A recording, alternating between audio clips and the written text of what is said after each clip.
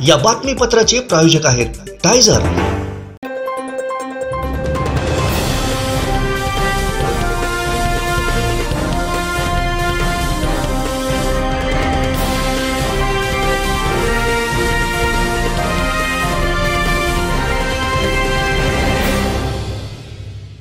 नमस्कार, आपण पाहताय कोकणचं नंबर 1 महा चॅनल कोकण सात लाईव्ह। बातमीपत्रात आपलं स्वागत। सुरुवात करूया हेडलाईन्सनं। हेडलाईन्सचे प्रायोजक होते टायझर, गो रॉयल विथ ऑक्सफर्ड। एवढे मंत्री असून प्रचार प्रमुख बाहेरचा, वैभव नाईकांचा टोला। सांगलीच्या जागेसाठी पंतप्रधान पद घालू नका, संजय राऊतांचं टीकास्त्र। आणि रंगात बुडाली सावंतवाडी। हेडलाईन्सचे प्रायोजक होते टायझर, गो रॉयल विथ ऑक्सफर्ड। आता पाहूया सविस्तर बातम्या। Shri Tuljabhavani complex 1 BHK 2 BHK and shop project by Shri Tuljabhavani developers, Gawandiwada opposite Asha park near Bharadnaka, Malvan, Sindhudurg.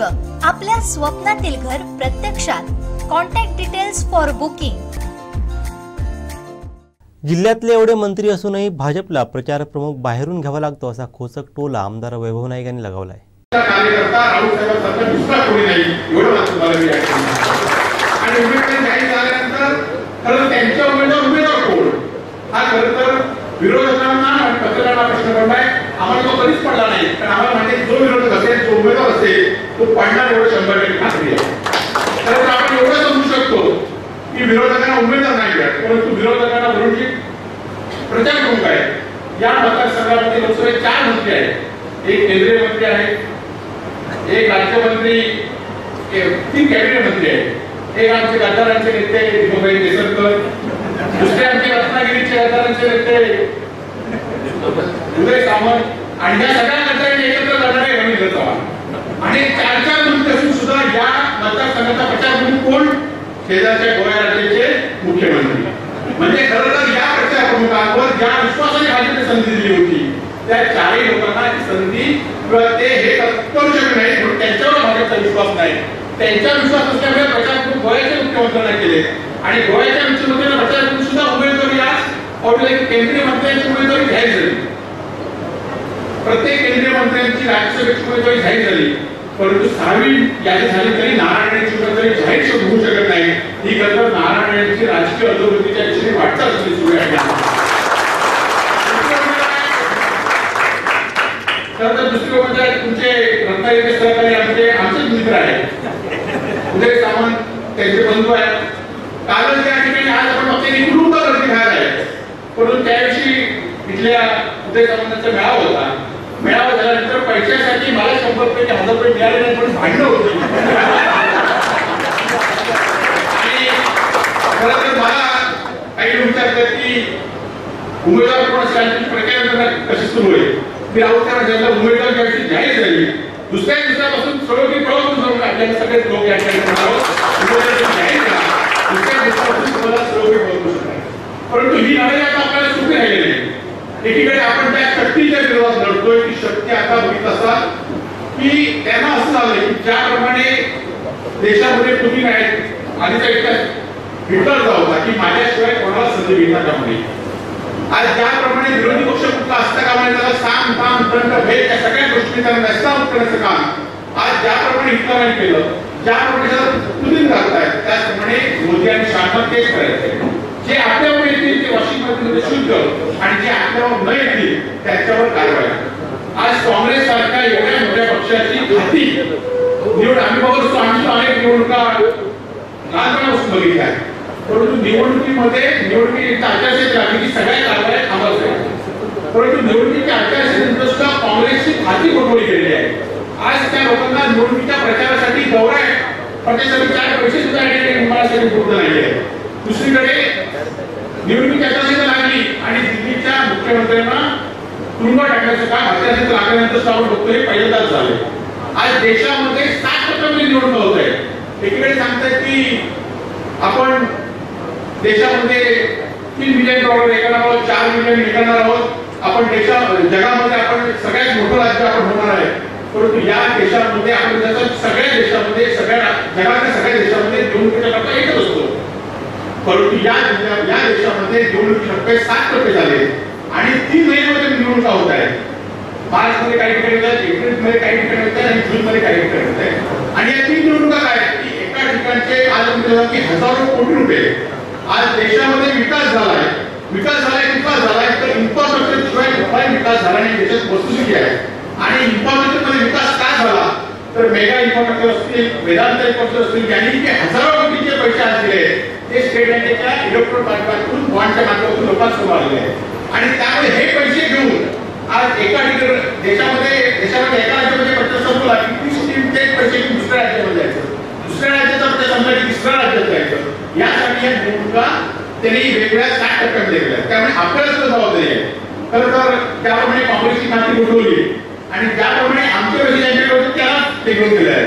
त्यामुळे आपल्या इंडिया आघाडीच्या कुठल्याच पक्षाकडे आता पैसे नाही, परंतु आपल्याकडे हिंमत आहे, आपल्याकडे तुमच्यासारखे युवा सैनिकांची ताकद आहे आणि त्यामुळे आपल्याला गावागावामध्ये गेलं पाहिजे आणि आपल्याला लोकांना समजून सांगितलं पाहिजे. आज भाजपचा सगळ्यात मोठा प्रचार काय आहे?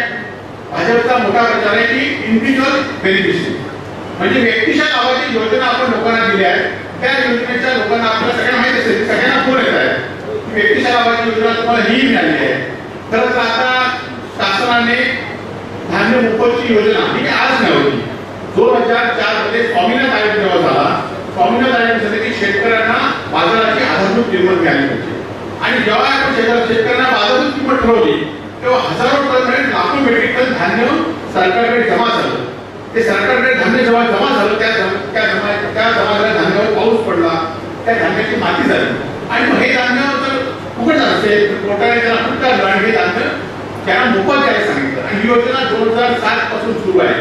काँग्रेस राज्यापर्यंत योजना सुरू झाली होती आणि आता मात्र ते लिस्ट काढतायत.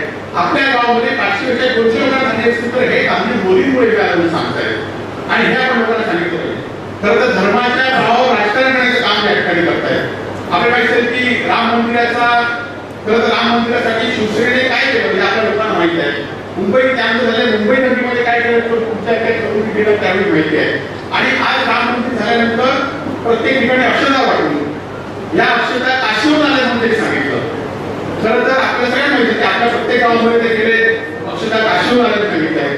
म्हणून जी माझ्या गावामध्ये सुद्धा अक्षता वाटण्यासाठी आमचे दिवसभरातले सर्व अपडेट्स, ताज्या घडामोडी आणि थेट लाईव्ह पाहण्यासाठी सबस्क्राईब करा, लाईक करा कोकणचं नंबर 1 महा चॅनल कोकण 7 लाईव्हचं YouTube चॅनल. हेल्पलाईन फाउंडेशन व हेल्पलाईन मित्रमंडळ सावंतवाडीच्या माध्यमातून उद्योजक स्वर्गीय राजन आंगणे यांच्या श्रद्धांजली सभेचं आयोजन करण्यात आलं होतं. सुरुवातीला त्यांच्या प्रतिमेला पुष्पहार अर्पण करण्यात आला. यावेळी राजन आंगणेंच्या स्मृतींना उजाळा देण्यात आल्यानंतर उपस्थितांना अश्रू अनावर झालेत. श्रीराम वाचन मंदिर समोरील कट्ट्यावरती या शोकसभेचं आयोजन करण्यात आलं होतं. यावेळी उपस्थितांनी मनोगत व्यक्त करताना स्वर्गीय राजन आंगणेंप्रती आपल्या भावना व्यक्त करत आदरांजली अर्पण केली. तर रोज सायंकाळी ज्या कट्ट्यावरती त्यांचा सहवास असायचा त्या कट्ट्याला स्वर्गीय राजन आंगणेंचं नाव देण्यात यावं अशी मागणी यावेळी मान्यवरांनी केली. या प्रसंगी मोठ्या संख्येने राजनभाई आंगणे प्रेमी उपस्थित होते. 100 माणसं जन्मतात तेव्हा त्या 100 माणसांच्या मागे एखादा शूर जन्माला येतो. 1000 माणसं जन्मतात तेव्हा त्या 1000 माणसांच्या मागे एखादा पंडित ज्ञानी जन्माला येतो आणि 10,000 मागे एखादा वक्ता असतो. पण दातृत्वाचा गुण असणारा मनुष्य लाखात एक असतो, लाखांमधून एक जन्मतो आणि असा लाखात एक माणूस होता. ही मंडळी इथे आली आणि एक छान माळ गुंफली गेली. प्रत्येक माळ गुंफण्याला एक धागा लागतो. ह्या यादीत काही नावं कदाचित राहिली असतील आणि हा धागा होता मालवणवरनं आलेला सावली ग्रुपच्या सावलीतनं बाहेर पडलेला एक सामाजिक कार्यकर्ता, एक उद्योजक. त्याचं नाव होतं राजन आंगणे. हा राजन आंगणे ह्या आंब्याच्या झाडाखाली उभा राहायचा. लॉन्ड्रीवाले त्याचे मित्र होते, तिथं उभा राहायचा. हळूहळू ह्या सगळ्या ग्रुपला तो जॉईन झाला आणि त्या ग्रुपमधला एक त्याला फ्रेंड फिलॉसॉफर अँड गाईड, मितवा म्हणतात त्याला, मितवा मार्गदर्शक, तत्ववेत्ता आणि वाटाड्या असा कधी बनला ह्या कित्येक जणांना कळलंच नाही. आज त्याची आदरांजली श्रद्धांजली सेवा घेताना गेल्या 35 वर्षात घालवलेले अनेक क्षण त्याच्याबरोबरचे खूप आठवतात. उपस्थित सर्व मान्यवरो, कैलासवासी राजन आंगणे यांच्यासाठी श्रद्धांजलीचा हा कार्यक्रम आयोजित केलेला आहे. राजन आंगणे यांचं निधन ही अतिशय दुःखद घटना आहे. ते तरुण होते, अतिशय सिंधुदुर्गातील एक चांगले व्यावसायिक होते.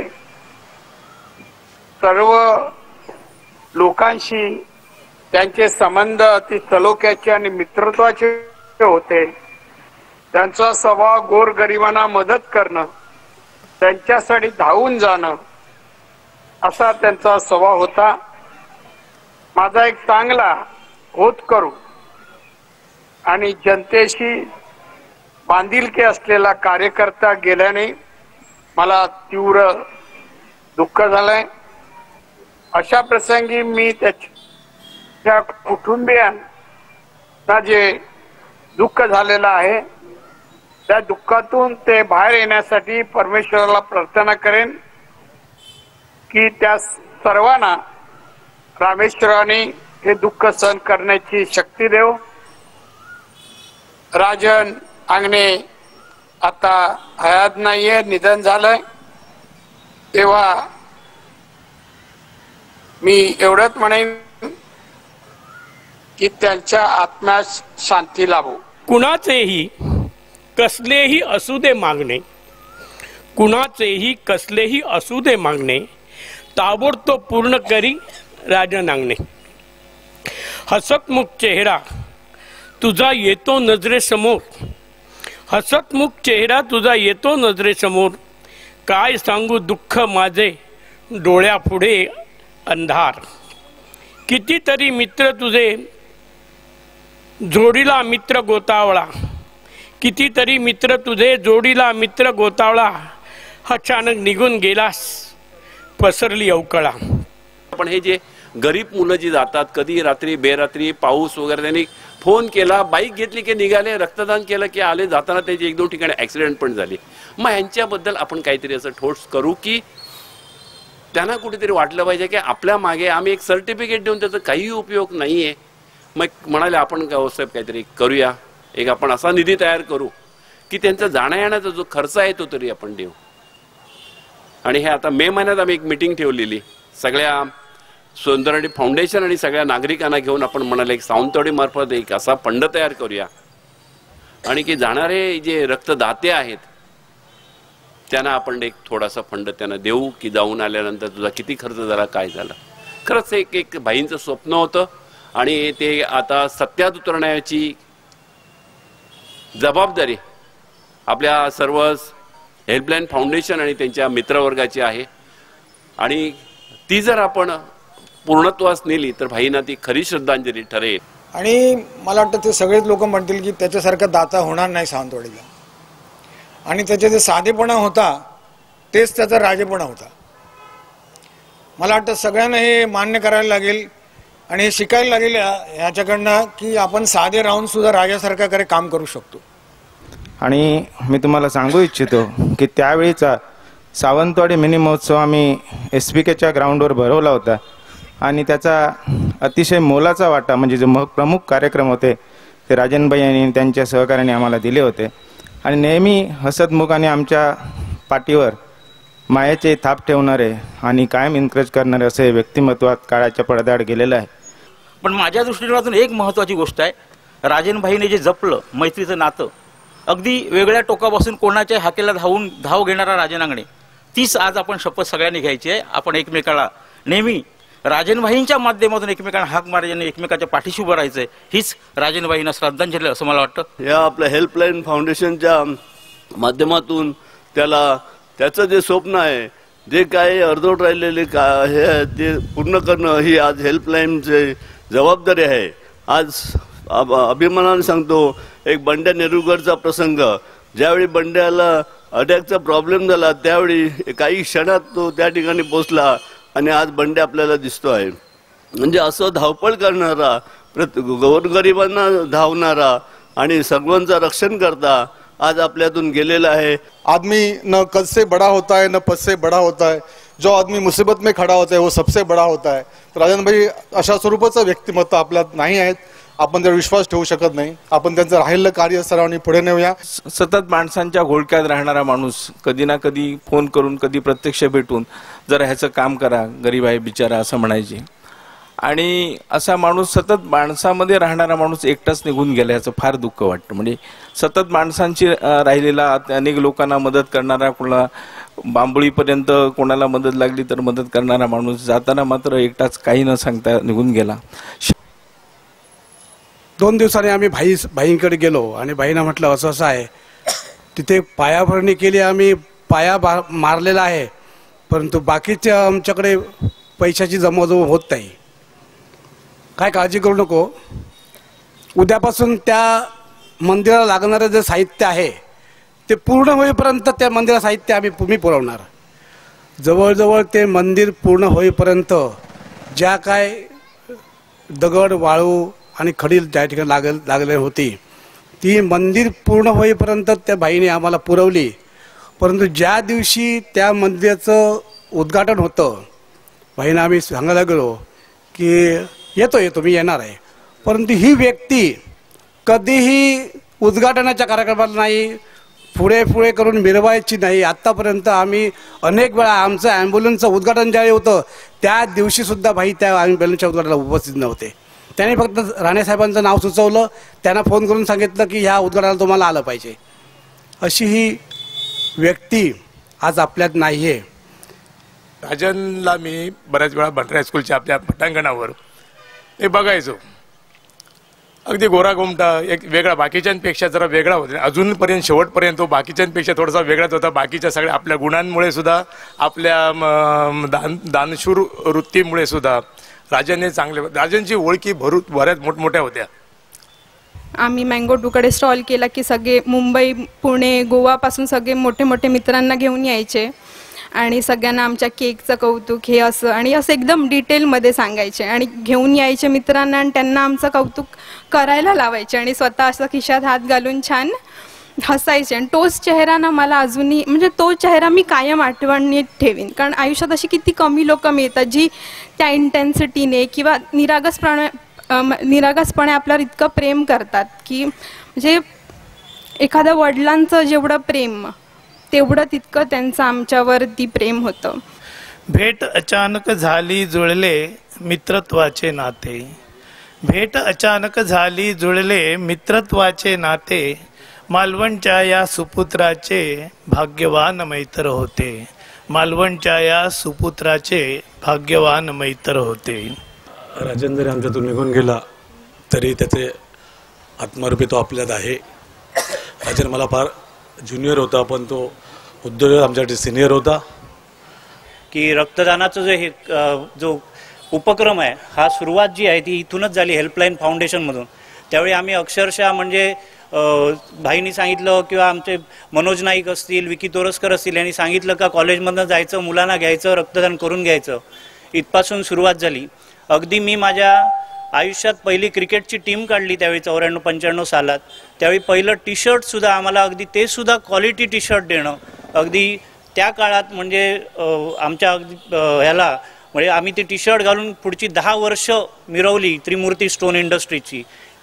एक क्षेत्र असं त्याचं नाही आहे, म्हणजे सामाजिक क्षेत्रामध्ये त्याने जे काही केलेलं आहे ते न बोलण्या एवढं आहे, परंतु क्रीडा क्षेत्रामध्ये माझ्या माहितीप्रमाणे, आणि मी जाणकार ह्या गोष्टीतला म्हणून सांगतो की ह्या सिंधुदुर्ग जिल्ह्यामधला एकमेव व्यक्ती असा होता की क्रीडा क्षेत्रातला कोपरा कुठे नाही, जिथे पाहिजे तिथे त्या ठिकाणी लक्ष असायचं किंवा त्याची माहिती त्याला असायची।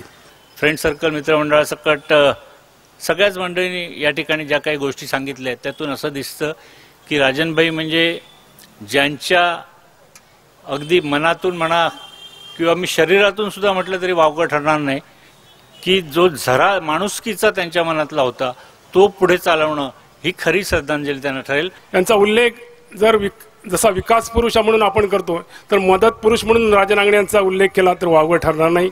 त्यांनी असंख्य मदतीला धावणारा आणि मदत देणारा अशीच ओळख राजन नांगणेची राहिलेली आहे. पण राजन नांगणे असंच आहे, तू ट्रस्टी म्हणून काम करशील का? तो म्हणा मी ट्रस्टी म्हणून काम करायला तयार असेल, पण जर निवडणूक जर होत असेल तर मी त्या निवडणुकीत राहणार नाही, मी कुठल्या राजकारणात त्याच्याकडे भाग घेणार नाही. पण मी या लोकांना विचारलं निवडणूक होण्याची शक्यता आहे, पण हे काय लोक म्हणाले माहिती आहे, तुम्ही राजन नांगणेला घ्या तरी पॅनलवर. आम्ही त्या पॅनलवर घेतलं, राजन नांगणे आल्यानंतर तुमची निवडणूकच होणार नाही. आणि त्या क्षणापासून आज फॉर लास्ट 20 इयर हे आमच्या कॉलेजची निवडणूकच झालेली नाही आहे. खरोखर बाप बघा ना काय वैशिष्ट्य त्याचं होतं ते. म्हणजे त्या काळी रॉयलनेस असा काही विषय आपण शिकलो असलो तरी माहीत नव्हता, पण राजनभाईने आम्हाला तो त्यांच्या चालण्या बोलण्यातनं वागण्यातनं रॉयलनेस काय असतो तो दाखवला. राजन नांगणेचं वागणं, राजन नांगणेचं सगळं व्यक्तिमत्व म्हणजे रॉयलनेस असं आम्हाला तेव्हा कळलं. सॉफ्ट स्किल आता आपण म्हणतो त्या सॉफ्ट स्किलची संकल्पना किंवा संज्ञा त्यावेळी नव्हती, पण समोरच्याशी कसं बोलायला पाहिजे, कसं वागायला पाहिजे, कपडे कसे असायला पाहिजेत, मोठ्या व्यक्तींशी कसं बोलायला पाहिजे, संपर्क कसा वाढवायला पाहिजे, संबंध कसे टिकवायला पाहिजेत, ही जी काही आताच्या काळामध्ये सॉफ्ट स्किलची गरज सगळ्यांनाच लागते ती राजनभाई आम्हाला 30 वर्षापूर्वी शिकवली. आणि म्हणूनच आमच्या व्यक्तिमत्वामध्ये थोडा जो काही राजन एवढा नाही पण राजनच्या काही अंशाने जो काही फरक पडला त्याला सगळ्याला राजनसारखा आमचा मित्र असेल, मोठा भाऊ असेल तर त्याच्या रूपाने पडलेला आहे. त्यामुळे राजनला मी या ठिकाणी राजनभाईंना विनम्र श्रद्धांजली अर्पण करतो. मला माझ्या कारकिर्दीत कोणी फोन केला नाही की तुझं चुकलं म्हणून, पण राजनभाईंनी मला फोन केला की संजू तुझं हे चुकतंय. म्हणजे मित्र कसा असावा, फक्त समोर होय होय म्हणणारा असा नसावा तर चूक दाखवणारा मित्र असावा. त्याप्रमाणे राजनभाई असे मित्र होते. जो एक रवी चव्हाणांची इच्छा मी पहिल्यांदाच बोलून दाखवली की ह्या कट्ट्याला परमनंट त्याचं नाव या ठिकाणी असावं, त्यासाठी तो चांगला कट्टा कसा करावा आपण या सगळ्यांनी ठरवावं आणि त्यासाठी लागणारी मदत त्या ठिकाणी करतील. आणि हेल्पलाईनच्या दृष्टिकोनातून तुम्ही जे पुढे राजनच्या आठवण्यासाठी ज्या ज्या गोष्टी आपण या ठिकाणी कराल ते निश्चितपणे एक छोटा कार्यकर्ता म्हणून आपल्यामध्ये सहभागी मी निश्चितपणे राहीन. की जे जे योग्य आहे ते करायचं, ज्याला ज्याला गरज आहे त्याला मदत करायची, अशा तऱ्हेचा एक थोर माझ्या दृष्टीने माझा नेताच मी म्हणतो त्याला, एक थोर नेता, निस्वार्थी नेता.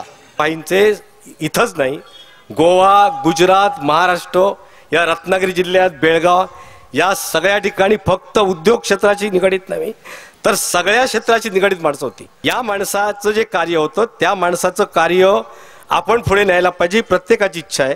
आणि म्हणून त्याची सुरुवात या ठिकाणी हा जो कट्टा आहे हा कट्टा राजनभाईंच्या नावानेच ओळखला जायला पाहिजे. आमचे दिवसभरातले सर्व अपडेट्स, ताज्या घडामोडी आणि थेट लाईव्ह पाहण्यासाठी सबस्क्राईब करा, लाईक करा कोकणचं नंबर 1 महा चॅनल कोकण 7 लाईव्हचं YouTube channel.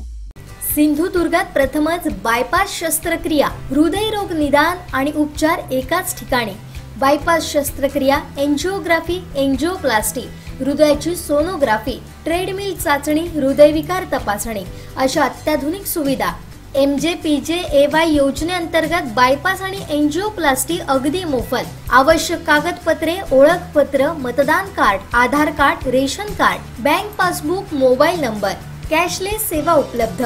Super speciality life time hospital, Padve, Kasal Malvan मार्गालगत, तालुका कुडाळ, जिल्हा सिंधुदुर्ग.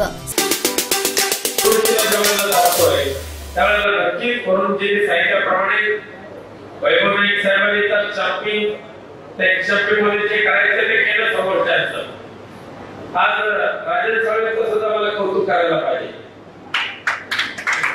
सकाळी बाहेर पडताना त्यांना संबंधित अधिकाऱ्यांचा फोन पुढे चाललाय आणि बरोबर दुर्गेश आणि सर्व सौभाग्यवतीला सांगितलं मी जातोय कुडाळला, तेवढा एसटीचा फोन तिकडच्या एसीबीच्या ताबडतोब या.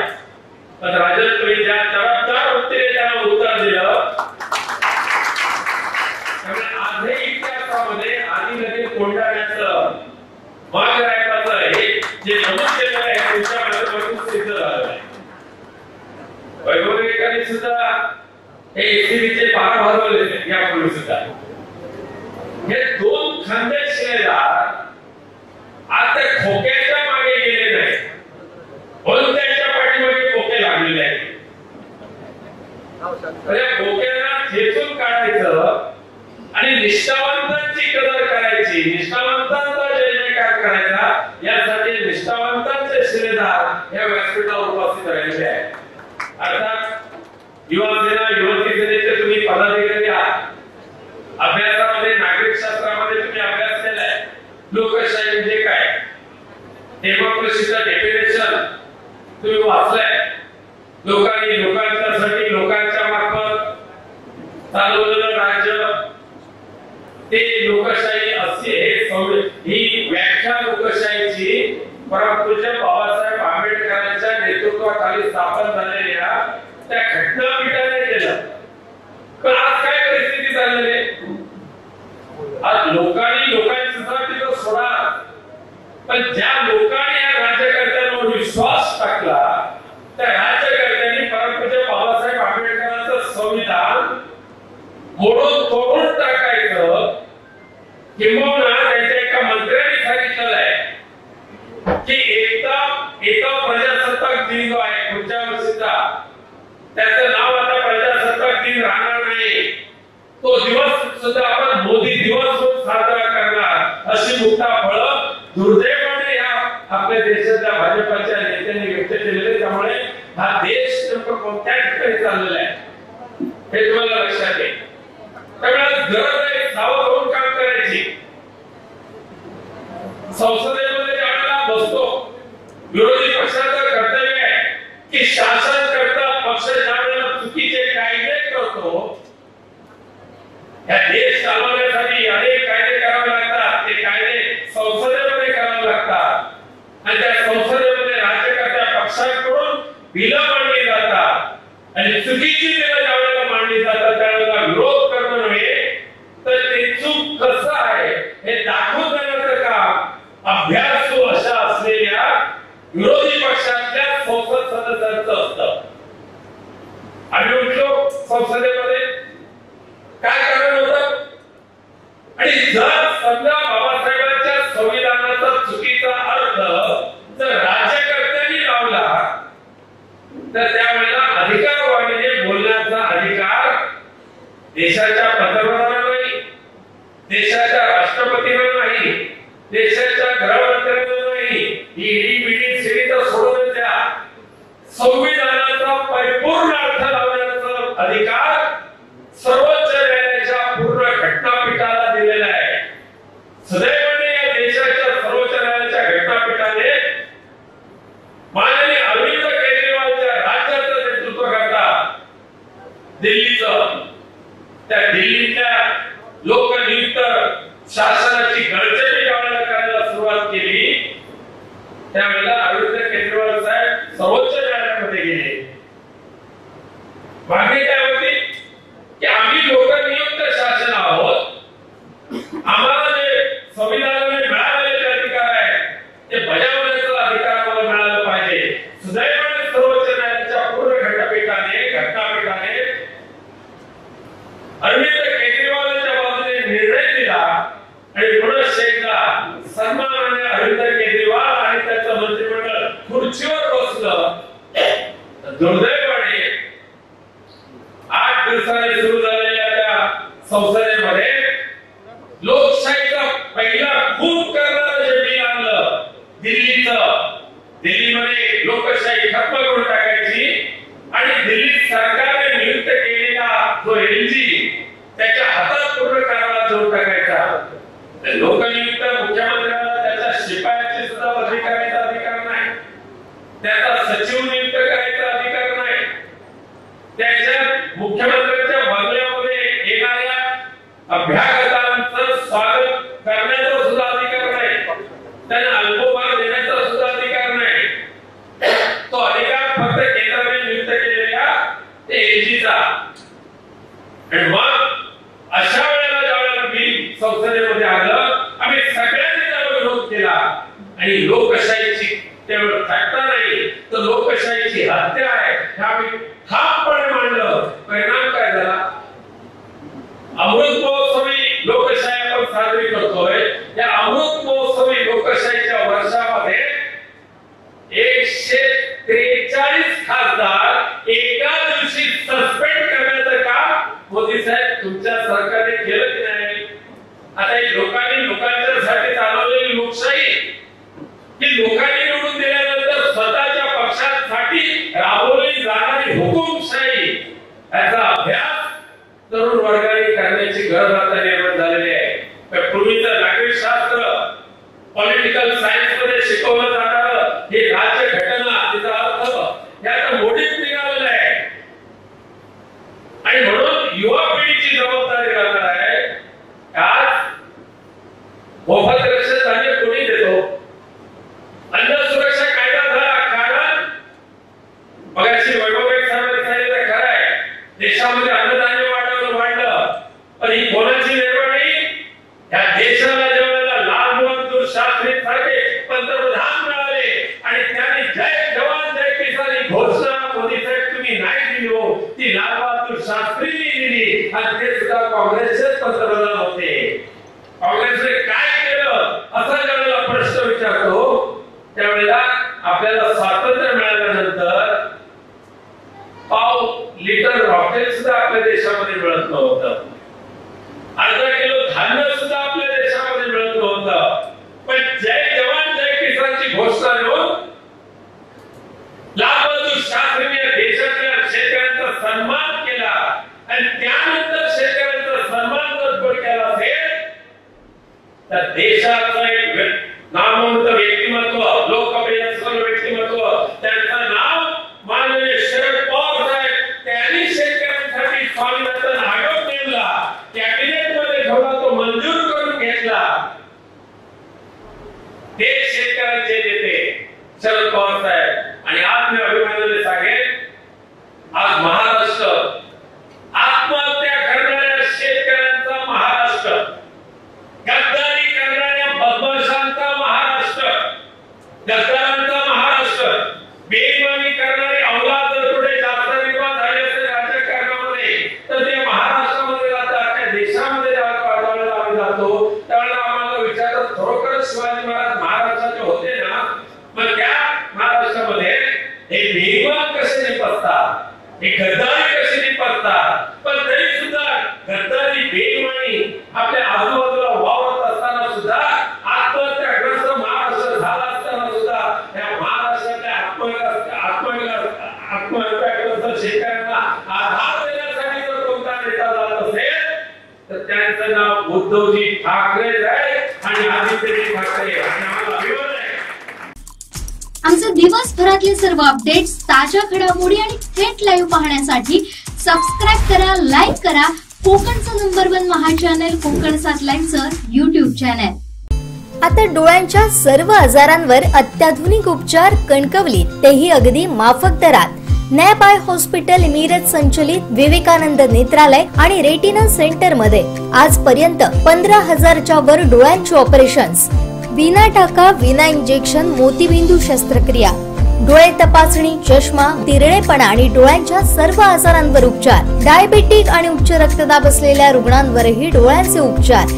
आजच संपर्क करा विवेकानंद नेत्रालय आणि रेटिना सेंटर, प्रहार कार्यालयाच्या शेजारी, सनराईज टॉवर, श्रीधर नाईक चौक, मुंबई गोवा हायवेवर, कणकवली. शिमगोत्सव विविधांगी पद्धतीने साजरा करण्याची प्रथा सिंधुदुर्ग जिल्ह्यात आहे. सावंतवाडी शहरात आज 5 दिवसांचा रंगपंचमी उत्सव साजरा करण्यात आला आहे. पाहूयात. रंगपंचमी निमित्ताने तरुणाई रस्त्यावरती उतरली होती. डीजे ढोल ताशाच्या तालावरती आवालवृद्ध थिरकताना पाहायला मिळाले. महिलांचाही मोठ्या प्रमाणात सहभाग दिसून आला. ठिकठिकाणी युवक युवतींनी रंगपंचमी साजरी करत रंगपंचमीचा आनंद लुटला. नैसर्गिक रंगांचा वापर अधिक प्रमाणात करण्यात आला. जयप्रकाश चौक, सालईवाडा, वैश्यवाडा, चितराळी, युवा बाजार, माठेवाडा, सबनीजवाडा, खासकीलवाडा आदी परिसरात मोठा उत्साह पाहायला मिळाला. डीजेच्या तालावरती थिरकत युवाईनं रंगांची उधळण केली. काही ठिकाणी रेन डान्स करण्यात आला. देवीसोटी महापुरुष मंदिर सबनीजवाडा इथं रोंबाट सालावादप्रमाणे होळीच्या खुंटे दाखल होत आरती केली. रंगात नाहलेली युवाई सायंकाळी मोती तलावाच्या काठावरती गाड्यांवरून फेरफटका मारताना दिसली. रंगपंचमी निमित्त संपूर्ण सावंतवाडी रंगात न्हाऊन गेली होती.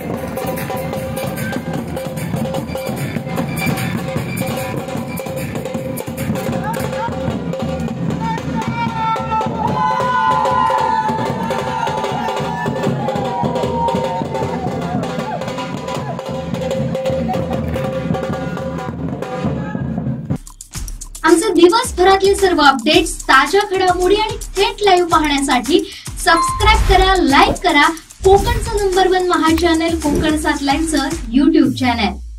सिंधुदुर्गात प्रथमच बायपास शस्त्रक्रिया, हृदयरोग निदान आणि उपचार एकाच ठिकाणी.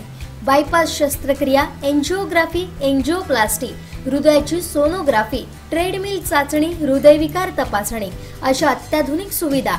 MJPJAY योजनेअंतर्गत बायपास आणि एंजिओप्लास्टी अगदी मोफत. आवश्यक कागदपत्रे, ओळखपत्र, मतदान card, Aadhaar card, ration card, bank passbook, mobile number. Cashless सेवा उपलब्ध. Super speciality life time hospital, Padve, Kasal Malvan मार्गालगत, तालुका कुडाळ, जिल्हा सिंधुदुर्ग. काँग्रेसला देशाचं नेतृत्व करायचंय. सांगलीच्या जागेसाठी पंतप्रधान पद घालवू नका असा इशारा संजय राऊत यांनी दिलाय. जरी सांगलीच्या बाबतीत काही लोकांनी काही भूमिका व्यक्त केली असतील, काँग्रेसच्या दिल्लीत गेले असतील, महाराष्ट्रात जाऊन बोलत असतील, तरी आमच्या सूचना आमच्या कार्यकर्त्यांना सहकार्यानं आहेत की आपण त्याच्यावरती कोणतेही कटू मत व्यक्त करायचं नाही. या कार्यकर्त्यांच्या भावना असतात, सांगलीतल्या कार्यकर्त्यांनी काँग्रेसच्या त्या व्यक्त केल्या असतील. अशा प्रकारच्याच भावना आमच्या कोल्हापूरच्या पदाधिकाऱ्यांनी आणि कार्यकर्त्यांनी व्यक्त केल्या. त्याच्यावरती आमचं जे म्हणणं आहे ते आम्ही आमच्यात ठेवलं. आम्ही काही त्याच्यावर जाहीर प्रचार केला नाही.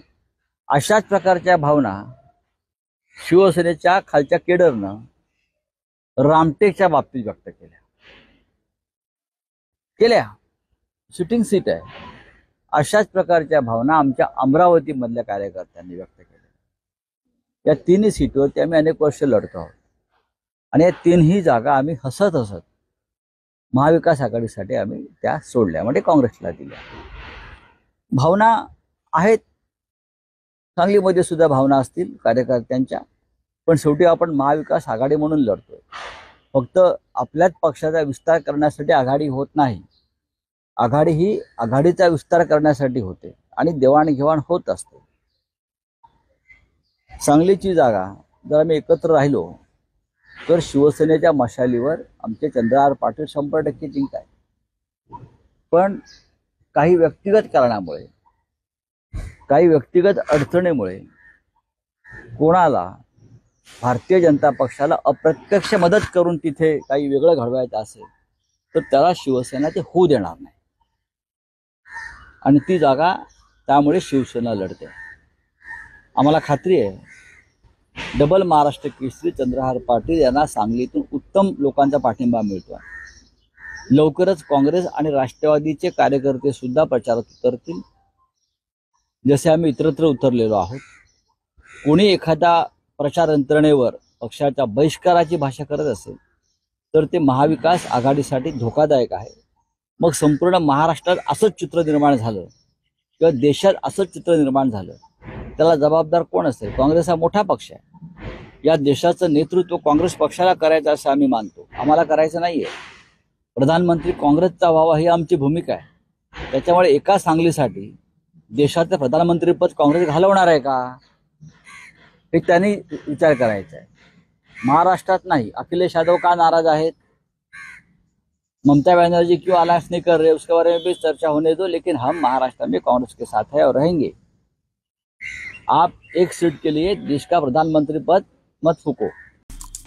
आमचे दिवसभरातले सर्व अपडेट्स, ताज्या घडामोडी आणि थेट लाईव्ह पाहण्यासाठी सबस्क्राईब करा, लाईक करा कोकणचं नंबर 1 महा चॅनल कोकण 7 लाईव्हचं YouTube चॅनल.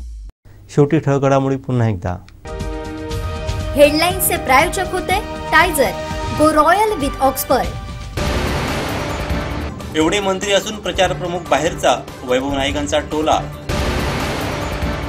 सांगलीच्या जागेसाठी पंतप्रधान पद घालू नका, संजय राऊतांचं टीकास्त्र.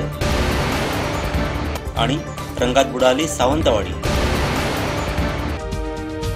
हेडलाईन्सचे प्रायोजक होते टायझर, गो रॉयल विथ ऑक्सफर्ड. बातमीपत्रात वेळ झाली ते थांबण्याची. पाहत राहा बदलत्या कोकणचा बुलंद आवाज. कोकणचा नंबर 1 महा चॅनल कोकण 7 लाईव्ह. धन्यवाद.